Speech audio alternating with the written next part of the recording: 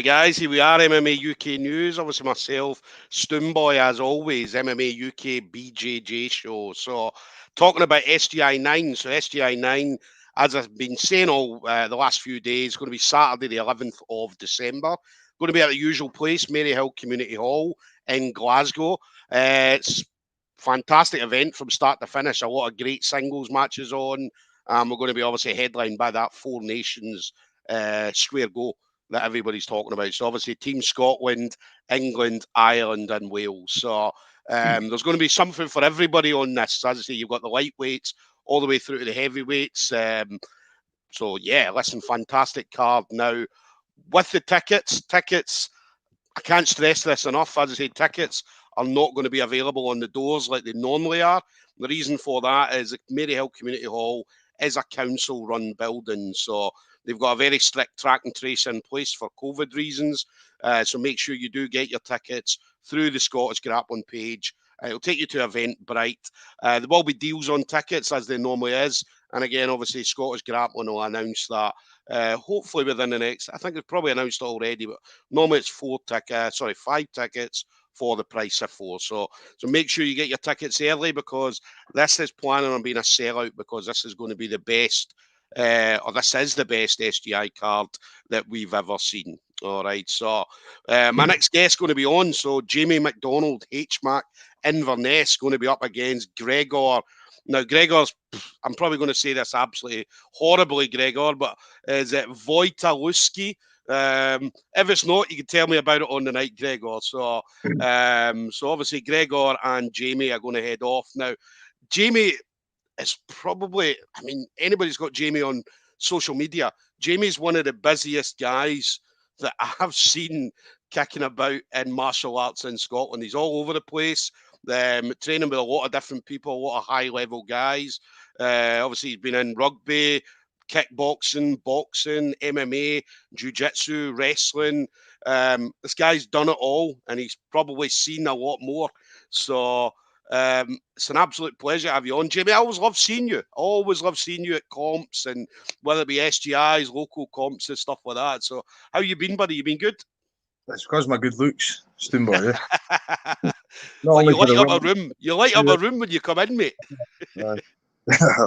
I've been good. Training's going well. I competed in a gi comp not that long ago, and I don't think I've trained in a gi for about 2 and a bit years properly. Yeah. I got some good opposition there, but managed to get a gold in my weight class. Yeah. I knackered it I was knackered. And some lighter boy that's got more beans in him at the end of the day Luke choked me. So it was a good outing. So it was a good experience. I got a gold in my weight category. That's all that really matters out of it. I moved back into HMAC Inverness. Yeah. Me and Ross had the wee lovers tiff. It was we've kind of put it aside now. Well, I hope we have. Yeah. So things are looking good, man. I'm just put the head down, get my name forward to as many things as I can, and then looking at turning professional early part of next year. Nice. Well, that's one thing. Yeah, I mean that's one thing about you. I mean, it's not just, as I say, a lot of guys, they'll go and train at the one place all the time, but you like to kind of mix it up and go and train, because obviously we know that you come through the hit squad. You were obviously over helping out Big Rab Truesdale when he was getting ready for a fight not long ago. And I say not just jiu-jitsu, but you've obviously MMA, as we said, kickboxing, boxing and stuff like that. I mean, how do you find the time to fit everything that you're doing in? I don't know. I think I'm trying to find an easy way to explain my fucking mental health. I totally get people dwelling on it and sitting in the room and shooting up between their toes and stuff like that. I totally understand why somebody would do that, but I just it's not for me. My head's busy. I like to be busy. Yeah. I've got fucking battle scars to prove it, injuries to prove it, but the main thing is with obviously going forward, turning professional is just to fixate on one thing.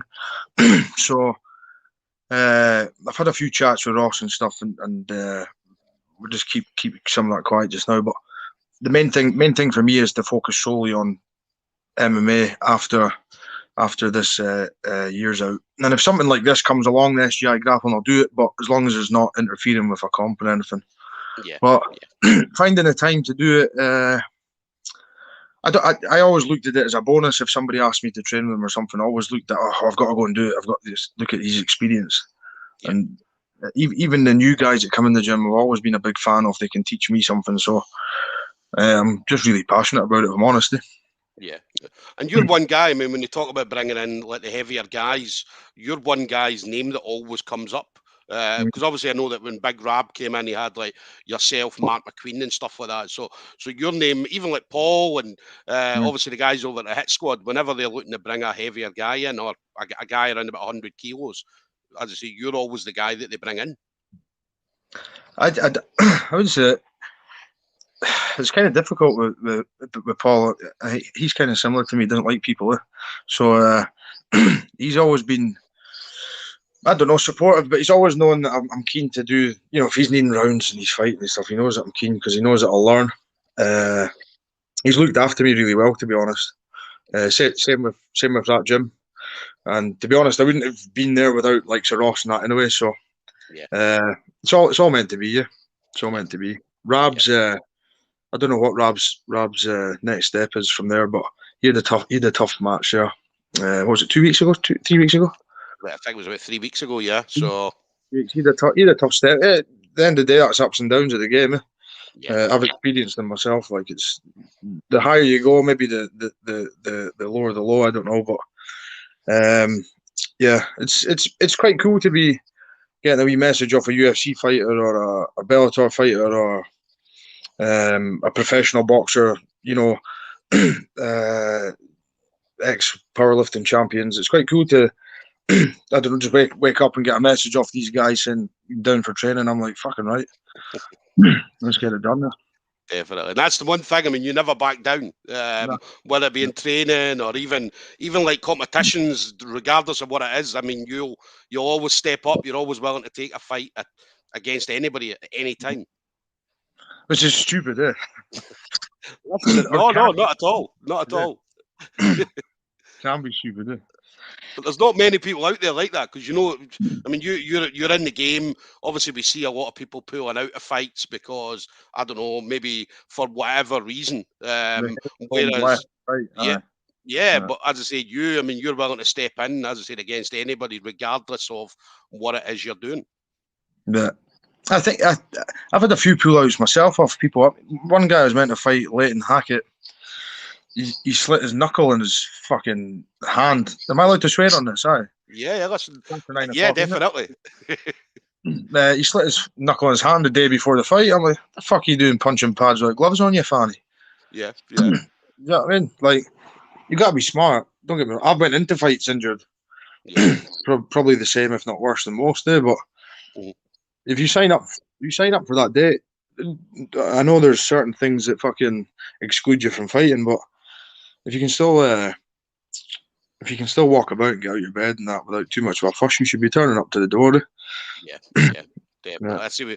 We see it a lot. I mean, even after lockdown, I mean, we expected guys, especially after the lockdown, maybe they've not had a fight in a year, 18 months or whatever, to be desperate for a fight. But even now, the people are still pulling out of fights and stuff like that, which is frustrating. I mean, obviously, I see it when I'm at an event. I'll see people and. I mean, guys are pulling out on the day of the fight and stuff like that, and it's horrible. It's horrible, especially when you've put in a training camp and you get there and there's fucking nobody there. I think a lot of it's in the head. I don't. More recently, I worked with a sports psychologist, Elliot MacArthur. Yeah. I think he did a Stoomcast. Is it a Stoomcast you call it? Yeah. He said that. Yeah, Stoomcast. But like, he's just, I don't know, just kind of making my thought process be about me rather than anything else that's going on. I could be wrong. You maybe message me and say, Jamie, you're a dick. You don't know what you're talking about. But I worked with Elliot. It was actually Paul that put me onto him from my last fight, last cage fight I had. And ever since then, I've not had a chance to go. I was meant to fight on Bungar's home show, and I'd moved to Glasgow for that. So I think it was like 6 months, 5-6 months down the road. back-to-back fight camp with Paul, obviously, for Jamil Hill, and then I got fucking COVID, which is a load of bullshit in my eyes. So I couldn't fight, and then that 2 weeks were hard because I was like, oh, fuck this, I'm missing time with my son, I'm everything. I just came up the road. Yeah. But I think that if you're gonna put your name forward to fight, or you want to look hard, or you want to just get better at martial arts in general, I think that MMA is that avenue that you can take. Yeah. I don't think you should be going bumping your gums and not turning up. Yeah. Yeah. Something that I just disagree with it. Like, yeah. It's just nothing that sits right with me. Yeah, we see it a lot. Obviously MMA, and then obviously jiu-jitsu as well. I mean, it happens in jiu-jitsu. We've seen it on SGIs and why stuff does it like happen in jiu-jitsu? Yeah, I don't know. As I said, Fucking people pull out. Tap in every day at the gym. Like, if Yeah. I can even tell you how many times I've been tapped off, like Paul and Ross and even Craig McIntosh, all those kind of guys. But I fucking still tap the hand and go again till the timer's up. Yeah, yeah. I don't know. I mean, even jiu-jitsu. I don't know. Obviously, we all get injuries. As I say, that I don't think we've ever went into, whether it be a grappling match or MMA, boxing or whatever, not had an injury. Nah, you've got to deal with it. Yeah, we're all getting old. Dude. And then obviously SGI. Then, so obviously coming up, you're going to be up against Big Gregor, from obviously up your neck of the woods as well. So what was it? Wojtalowski? Something like that. On Facebook he's BG Greg. So BG I just call Greg. Him Greg. Not BJ Greg. BG Greg. so BG Greg. So obviously you know Greg. You obviously know Greg. Greg's a sound guy, really nice guy. I said I got me and him had a I think it was SGI 7. I think he choked me with Ezekiel choke, I think it was. So, and then we obviously got a chat after it and stuff like that. But actually, really nice guy. So, how many minutes was that? How many minutes was it? Fuck, I know we were. I don't know. Must have been about 5 or 6 minutes in, maybe. So we kind of messed about. We were doing a wee dance for about 5 or 6 minutes on the feet, and then eventually a big guard puller. Nah, it was me that pulled guard. Believe it or not, as I said. Never ever pulled guard in my life, and then obviously I was like, well, nothing's happening, so I need to pull guard and do something. So, but nah, he was a nice guy. As a good solid guy, good solid grappler. So what about you? I mean, how did you find out? Obviously, you were going to be on SGI. Well, I actually turned up early to that last gi comp, and I seen James, and I was like, James, when can I weigh in? Because I was like, fucking starving. Yeah. And he was like, I think I've got you a match. So that was it. When I first started with it was SPG Inverness, I think I was 136 kilos or around about that, and there was this smart comp in Aberdeen, had to be 120 kilos for, or 120.5, and I entered it, and there was three heavyweights at the fight, and then the final, I got to the final, BJ Greg, and this shoulder here is Gammy. It's not Gammy anymore, it was at the time. It is Gammy still. That's a load of shite. But I got him in the final, and then I tried to triangle choke him. I can't remember exactly. It's fucking 3-4 years ago. Yeah. And then I don't know what happened. He won it anyway. But I think he came away from the punch and kicking side of things after that. Yeah. Yeah. And I stuck at it for my own misfortune. Yeah. Yeah. But he's a nice guy. He's always been. He's always been there and been nice after fights and before fights and comps and stuff like that. You know, he's always been on the shoulder, if you like, and saying well done, or you're a fucking idiot, you never did that, or whatever, you know. Yeah. So yeah. Does that frustrate you? Because obviously coming from a MMA background, boxing and stuff like that, obviously they've got that trash talking, but obviously in jiu-jitsu we don't really see it. So does it frustrate? I think it's cool. Fucking right. So I was going to say, does that frustrate you going in and somebody being dead nice? Do you know what I mean? Or having a chat and stuff like that before and after matches? I think everyone should be nice. Like I don't don't get me wrong. If somebody gets up on my grill and they start talking about my family and that, like you'll see a different side of me. But I think, well, you're going in there, you're both trying to get paid and trying to get better at something. or win a gold or build a fucking legacy or whatever. And I don't see why there should be any like the whole Conor McGregor and Khabib shite and that. Like, Conor McGregor, fuck off, man. Fucking bell end. That was chaos, man. That was Yeah. that Even took it punch a him whole in new the hole. pub, man, because he won't drink your shite whiskey. Yeah. Fucking Yeah. get in your motorbike, rev up, and fuck off. Yeah, that was definitely a whole. That was a big low, obviously for MMA, because obviously, as you know, MMA for years, people have been slagging it off, and then you politicians and all that talking shit about it, and then obviously suddenly something like that happens, and then the politicians are like, well, we fucking told you that. So, Yeah. It's funny, yeah. so they're just waiting on something stupid like that to happen. Yeah. So, and then obviously SGI. I mean, you've been out in SGI before. What's the venue like? So for anybody that's never been there, never been on the mats there, what's it like walking out into the venue?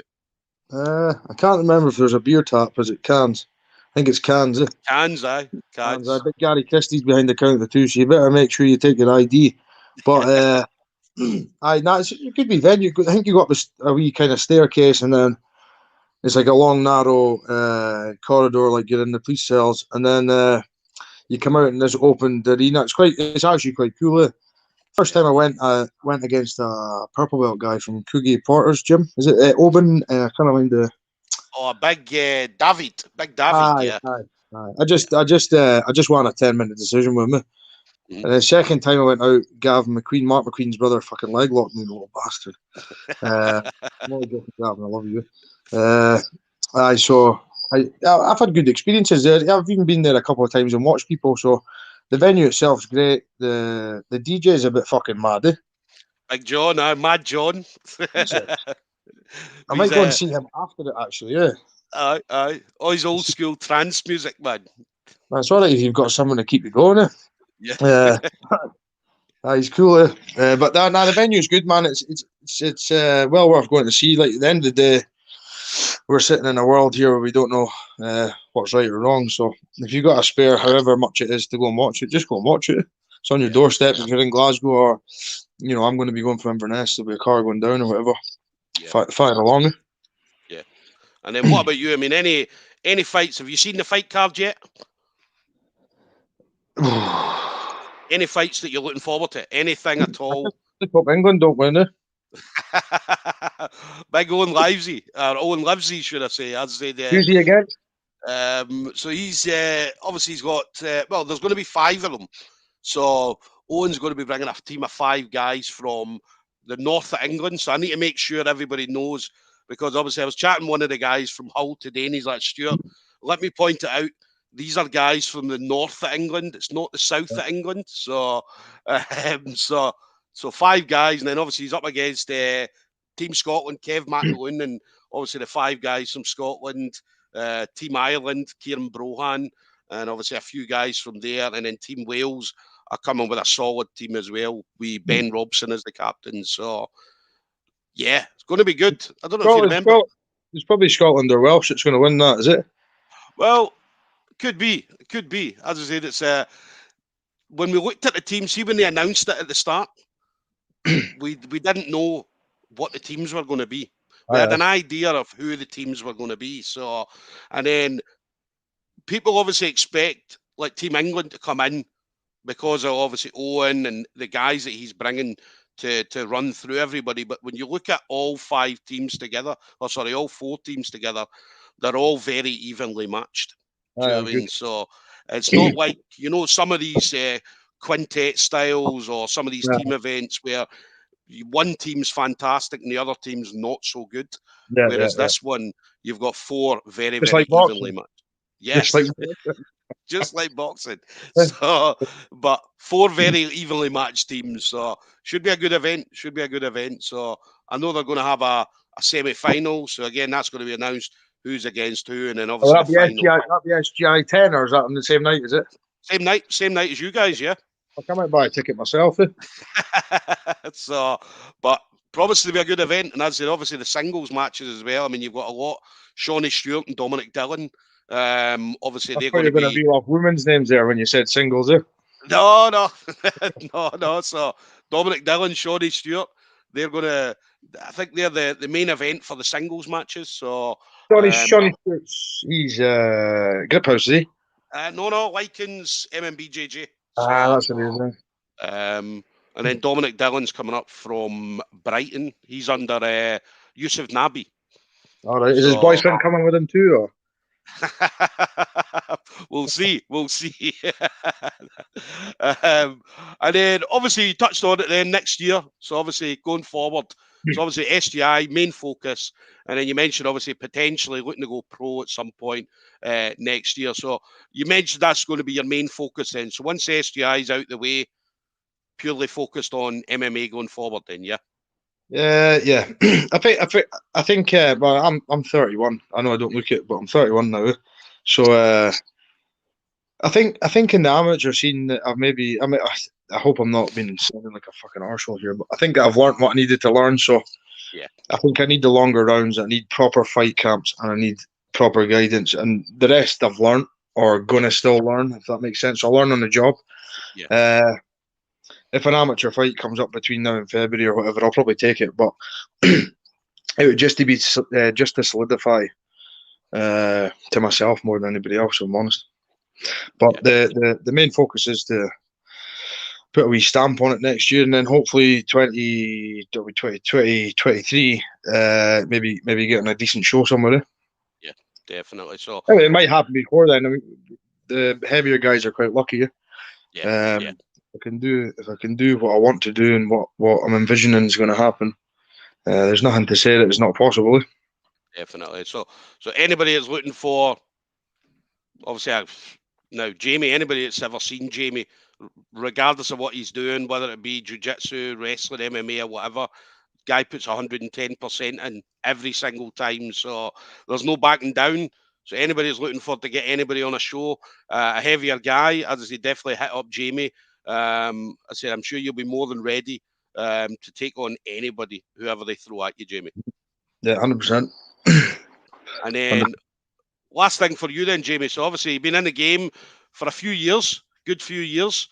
So anybody you want to shout out to? So any kind of friends, family members, teammates, or sponsors? See, to be honest, there's one guy that gets me to these events, and he makes these things happen when I'm injured, and when I'm not injured, even like he's there and he's helpful, and it's Stephen Newland's massage therapist in Inverness. He's I don't know, he just knows what he's fucking doing. Although he can be quite painful and stuff, he's genuine. Like I recommend him to anybody across the country, because I've been to a lot of sports massage people and stuff, and they've never. I mean, I fucked my neck on Tuesday. Like I had to move my whole body like fucking Stephen Hopkins in his wheelchair, and I can't. I can move it properly freely now. It's a wee bit stiff, but that's just one sitting. So, big shout out to Stephen Newlands, or Newlands massage therapy in Inverness. Apart from that, man, just everybody that's fucking stood by me. Like, I get a lot of messages from close friends and people that have been with me from the start. Just stick at it, because like you'll know, even the jiu-jitsu side or the MMA side, like it doesn't matter how good you are, you're some wee guy in a kitchen somewhere is telling you how to fight or do something. So I've actually got a really solid network of people, and they're always trying to not like force me into it, but like try and keep me motivated in it, you know. So just huge, just fucking thank you. Thanks to everyone around me, and hopefully this year coming is going to be a big year for the Scots, and look forward to it. Yeah. Listen, well, I always love seeing you. As I said, always love seeing you, whether you're spectating or whether you're competing as well. So obviously, I think I've seen you a good few times, certainly from a jiu-jitsu point of view. So always love seeing you doing that. And as I said, going into MMA, I said again, I follow you on Facebook, so I get to see everything you're doing. Facebook's brilliant because everybody's life's on Facebook. So they're fake lives. Yeah, well, listen, it's a good fake life you've got, Jamie. So, well, I tell you, got a good face on it anyway. But no, listen, I always love seeing you. So obviously, obviously MMA UK, we love you. as I said. So we're always 100% behind you. So I know Peter Knox. He's not. I'm surprised he's not come in. Yeah, I'm surprised he's not come in with a comment. So I can't even see it. Is anybody watching this? Oh yeah, there's people watching. I can't even fucking see. Nothing's on my screen. It's just your face. Well, that's a pretty screen, mate. That's a pretty screen. Tissues beside me. Well, listen, guys. I remember I had a can with fucking Peter on with Glenn Williams and that. We had a fucking couple of cans, just a couple. Yeah. And Peter Knox has got some fucking thing written across his chest in fucking black permanent markers. I've invented my new T-shirt. It says "Tap It." I've opened your council fucking blind, you cunt. Fucking hell. He's mad. Oh, nah, he's good. I like Peter, though. Yeah, no, Peter's brilliant. Peter is brilliant. So we don't tell him that very often. Yeah. So, well, no, listen, guys, SGI9, as I said, Saturday the 11th of December. Again, make sure you get your tickets directly from Eventbrite because council-run buildings, so it is very strict. As I say, they've got that strict track and trace in place. So hopefully that'll be done. We won't need to worry about it after Christmas, New Year. So, but obviously at the moment, unfortunately, there's rules in place. So we have to follow them. So, so obviously Jamie MacDonald's going to be up against Gregor Wojciechowski. Jamie's absolutely brilliant to watch. As I said, he always brings it. So again, make sure you're there to watch this. As I said, what's his second name again? Wojciechowski. I hope you've got that wrong all 5 times you've tried it. Listen, I'll probably have. Gregor will probably pull me up at the event and say, Stuart, this is what the actual saying is. So, so hopefully he does. Hopefully he does. But no, listen, absolute pleasure as always, Jamie. As I say, love talking to you. Love talking to you. We'll definitely get this again, mate. We'll have a few beers the next time. We'll try and get that fucking lazy Peter Knox on it as well. With his tap out T-shirt. I thought you were going to say with tampons. Oh, no, listen, brilliant. Jamie, thank you very much again, buddy. Thank you. Absolute pleasure, mate. All right, and I'll see you on the 11th, mate. All right. 100%. Take care, man. Take it easy, buddy.